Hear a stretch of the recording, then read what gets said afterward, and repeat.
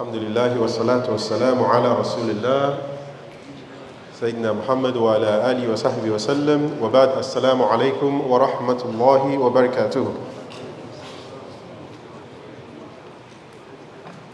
One of the missions of Islam is in the perfection of character, which is why the Rasul sallallahu alayhi wa sallam had said in a very famous hadith, Inni bu'ithtu, verily I have been raised, li'utammima makarim al-akhlaq, in order to perfect character.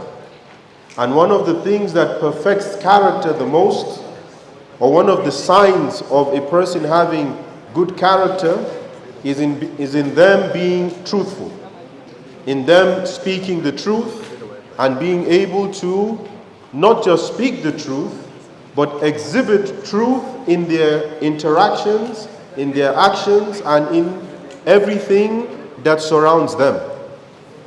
Which is why, as I mentioned the day before yesterday, a legacy of truth, a legacy of goodness, which led to Allah subhanahu wa ta'ala recognizing the family of Imran. And that character is what Allah subhanahu wa ta'ala wants us to emulate in terms of truthfulness, of piety, of righteousness, and more than anything, for those who turn to Allah subhanahu wa ta'ala when they find themselves going astray. Because ultimately, man will still falter. Man will still make an error as he continues in his journey in life. وَخُلِقَ الْإِنسَانِ ضَعِيفًا. And Allah has made man to have weakness. There was an incident that happened during the time of one of the rightly guided caliphs. A man killed another man.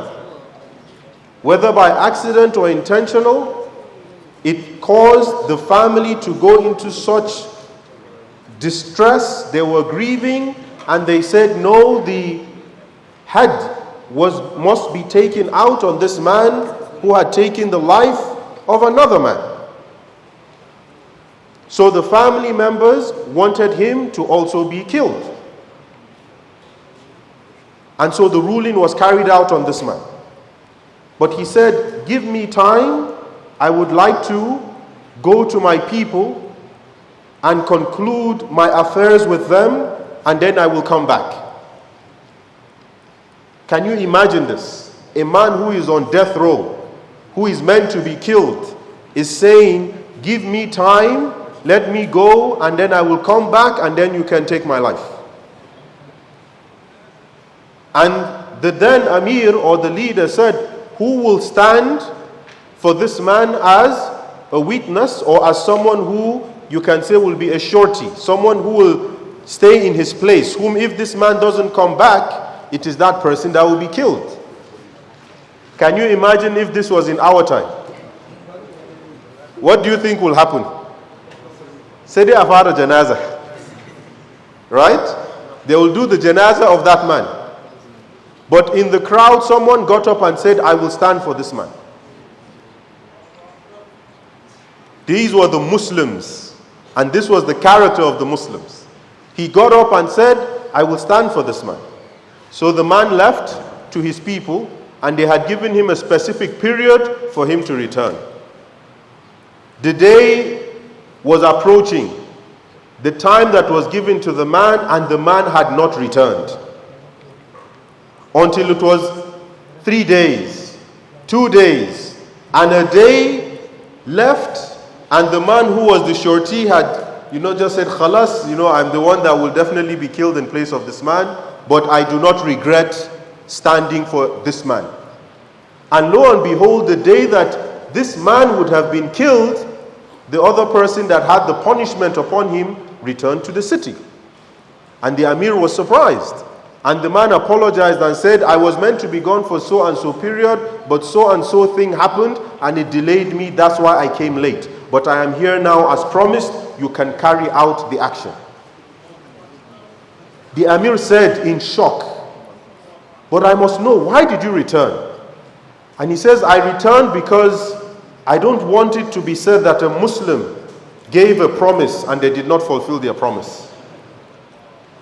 The other man who stood up as a surety for this man was asked, why did you stand as a surety?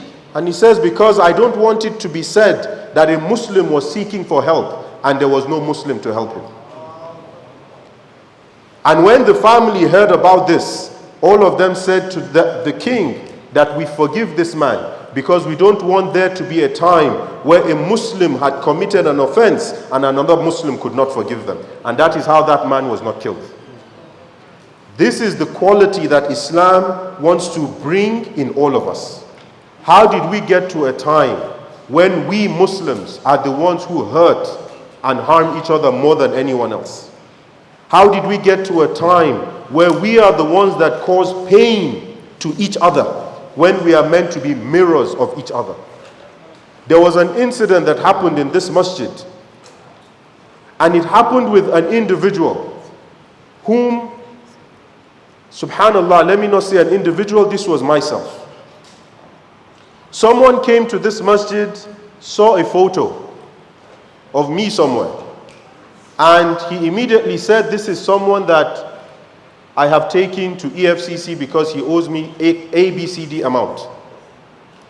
The brother who he was telling, who is his nephew, probably is here in the crowd, may Allah bless him. He says, it can't be this person. It can't be him. Are you sure? Be very sure what you are saying. He says, okay, come, we'll bring you to the Director, External Relations. Malam Garba is right here. Malam Garba tried calling me for how many weeks? Till finally he called me, he said, Malam, there's something going on. You need to come and listen to this. Because if you don't, I fear something could be done. Because I know this is not you.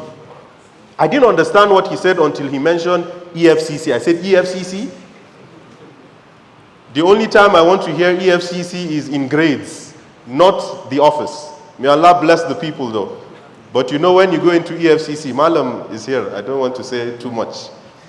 But when you go to EFCC, you know what it means. May Allah protect us from going there for bad. But if we go there to do da'wah, alhamdulillah, we'll go there and give da'wah. Right? And inshallah, they call us, we'll go there, inshallah. But please, you can call me to investigate me. My account is red. I don't do bamu. It's not just when there is astaghfirullah. So I come to the masjid. I rush from where I am and I get to the masjid. And when I got here, the man who had seen the picture was with his nephew, and I was waiting, and as he was walking towards me, he looks at me and says, Bashibani, it's not this man. And we go to the office of Al-Haji Garba, and before we get there, they are apologizing all the way as we get to the office.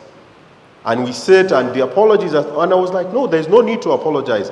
I am even happy that someone could call me to find out if this was true. But when I left, and one thing I didn't tell Al-Haji Garba, and I will say here, I was driving home and I was crying. I was crying so profusely because the responsibility on the shoulder of a Muslim that is seen in a certain light is greater than what any of you can imagine. This was someone that took the time to call and investigate, but more than that, he stood his ground and said, this will never be this person. What it meant was that this person trusted me enough to stand before me and vouch for me. And I felt I was not worthy of such vouching, of such words that were uttered by him or by anyone. Because we live in a time where it is easy, we character assassinate each other. So you hear someone say something positive, it just helps you to hold in your heart that no matter what happens, hold on to the truth and be an upright and truthful person. Even if you know you don't make anything, be upright, be truthful. Because at that very moment that this happened, another incident was happening to me, where I was almost made to feel that because I said the truth or spoke the truth or stood my ground on what was right, I didn't know what was life or what life was about. This person will just be doing this up and down, holier than thou attitude. That was something that broke me because it was Muslims who were saying this to me. To have someone else tell me that this person is honest and is upright and is this and can never be this, that made me shed tears inside. So I'm saying this and narrating this to all of us. Some of you have been victims of similar. Some of you have perpetrated such. And some of you have been in between. For the sake of Allah, if someone comes to tell you about your brother, if you do not know anything of such about that person, don't add the fuel to the fire. What you can even do is that, is this what you are saying about so and so? Okay, sit down here, wait.